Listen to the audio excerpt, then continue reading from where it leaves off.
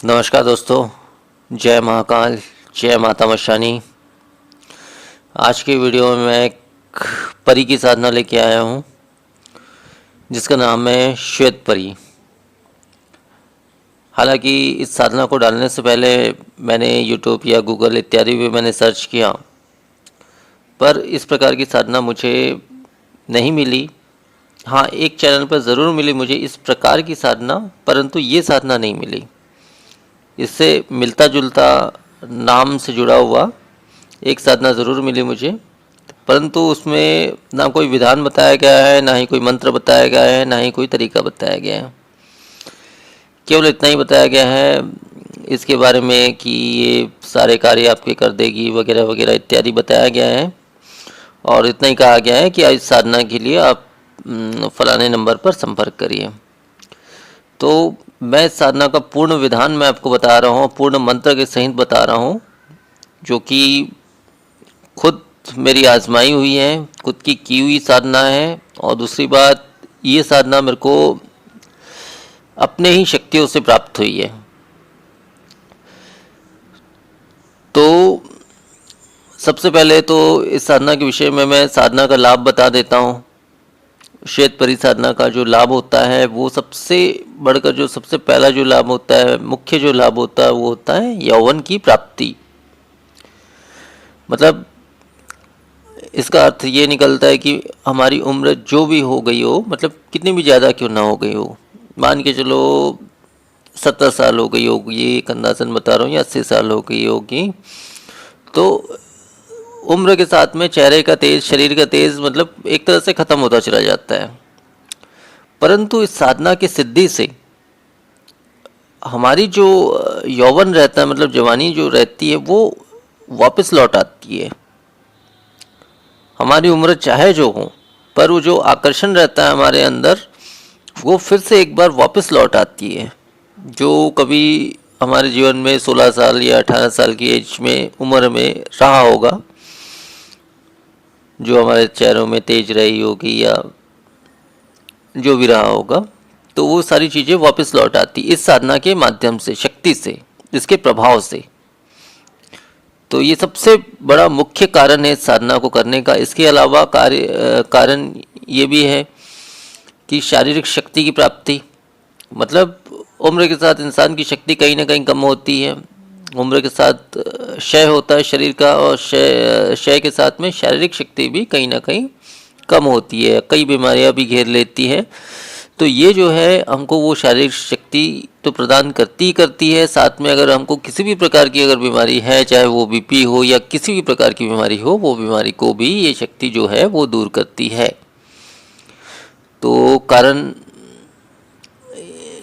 तो इतना तो है ही है। इसके अलावा जो है हमको धन धान्य से संपन्न करती है, हमारे किसी भी कार्य में बरकत लाती है।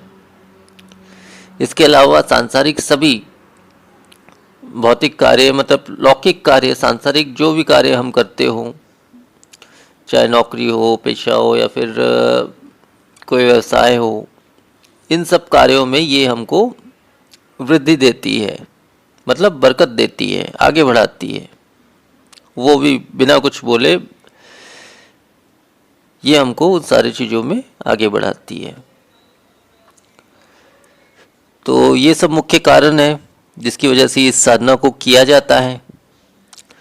ये मुख्य तौर से 5 दिनों की साधना है और बिल्कुल सात्विक साधना है। इस साधना में ध्यान ये रखना है कि 5 दिनों तक हमको पूर्ण नियमों का पालन करना है। पूर्ण नियमों का मतलब ये है कि हमको ब्रह्मचार्य के नियम का पालन करना है 5 दिनों तक, और 5 दिनों तक हमको खान पान पे सही रखना है। मतलब इसका मतलब ये है कि हमको प्याज लहसुन तक 5 दिनों तक हमको बिल्कुल भी नहीं खाना है। नॉन वेज, शराब, मदिरा इत्यादि तो त्याग तो देना ही है, परंतु 5 दिनों तक हमको प्याज लहसुन भी नहीं खाना है, मतलब पूर्ण शुद्धता का पालन करना है। और ये साधना जो है रात्रि 9 बजे के बाद की जा सकती। इस साधना को किसी भी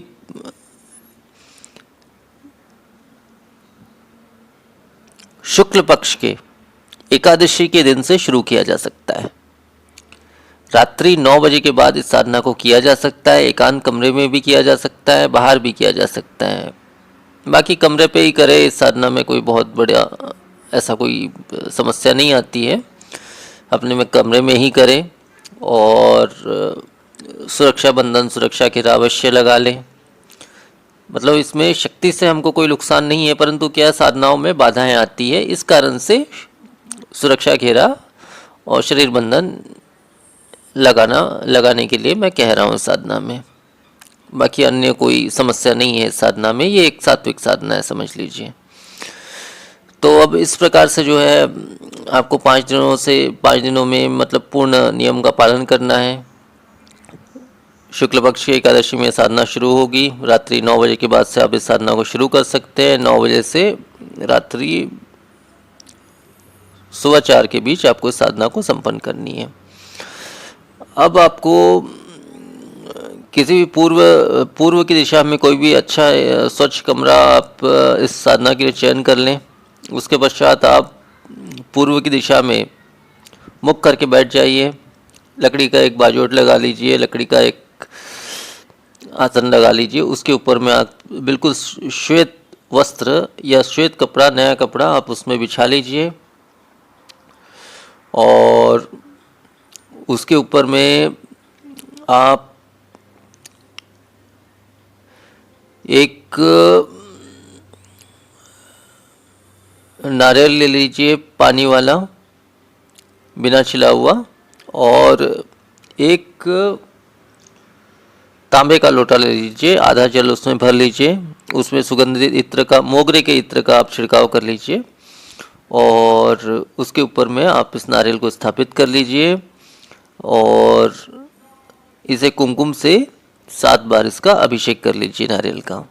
और श्वेत पुष्प की आपको ज़रूरत है। श्वेत पुष्प इस देवी को बहुत पसंद है। श्वेत पुष्पों से, सफ़ेद पुष्प से इस आसन को बहुत ही अच्छे से सजा दीजिए और सफ़ेद मिष्ठान का भोग लगा दीजिए। सफ़ेद मिष्ठान और एक कच्ची सुपारी, बिना टूटा फूटा हुआ एक कच्ची सुपारी और दूध से बनी हुई श्वेत मिष्ठान का आप भोग इसमें चढ़ा दीजिए। इसके पश्चात आप सुगंधित धूप अगरबत्ती इत्यादि जला लीजिए और एक घी का दीपक जला लीजिए अपनी तरफ मुख करके। अब आपको उक्त मंत्र का सफ़ेद स्फटिक माला से 11 माला पाठ करना है। रात्रि 9 बजे से लेकर सुबह 4 के बीच आप कभी भी साधना को कर सकते हैं। एकादशी के दिन आपको इस साधना को शुरू करनी है। तो अब वो विशेष मंत्र मैं आपको बता देता हूँ। अच्छा, मंत्र बताने से पहले ये बता देता हूँ कि साधना जैसे आपको 5 दिनों में सिद्ध हो जाता है या हो सकता है उससे पहले भी अगर सिद्ध हो जाता है, वो आपके मेहनत पर निर्भर करता है। मान के चलो 3 दिन में भी सिद्ध हो जाता है, तो सिद्ध होने के पश्चात इस परी से आपको वचन ले लेना है। वचन किस प्रकार से लिया जाता है ये मैं पहले की वीडियोस में बता चुका हूँ, वहाँ से आप देख सकते हैं। वचन लेने के पश्चात आपकी साधना पूर्ण सफल और सिद्ध उसी समय हो जाएगी। तो अब वो विशेष मंत्र मैं आपको बता देता हूँ। और इसके अलावा जो है साधना के पश्चात जो है, जैसे आपने भोग चढ़ाया है तो उस भोग को, मिष्ठान को इत्यादि को जो है आपको स्वयं ग्रहण करना है। और जब आपकी साधना पूर्ण हो जाए तो जो भी पुष्प आपने चढ़ाए हैं, रोज़ पुष्प को बदलना है, आपको नए पुष्प अर्पित करना है। बाकी पुराने पुष्प को आपको संभाल के रखना है और सारी चीज़ें जो है साधना के पश्चात आपको बहते हुए जल में विसर्जित कर देना है। तो बस इतना ही विधान है साधना का। अब मैं वो विशेष मंत्र मैं आपको बता देता हूँ। ओम ऐं त्रिपर्णाय त्रिभुवन योनि आगच्छ माँ कामाक्षा की आन। मंत्र एक बार फिर से बोल रहा हूँ। ओम ऐं त्रिपर्णाय त्रिभुवन योनि आगच्छ माँ कामाक्षा की आन। तो मंत्र बस इतना ही है। इसी मंत्र का आपको 11 माला पाठ करना है रोजाना 5 दिनों तक। ब्रह्मचार्य का नियम का पालन करना है और शुद्धता का विशेष ध्यान रखना है। स्नान इत्यादि करने के पश्चात सफ़ेद वस्त्र पहनकर ही साधना को करें। तो इस प्रकार से जितना डीपली आप इस नियमों को पालन करेंगे उतने जल्दी आपकी साधना सफल होगी। तो आज की वीडियो में इतना ही। नमस्कार।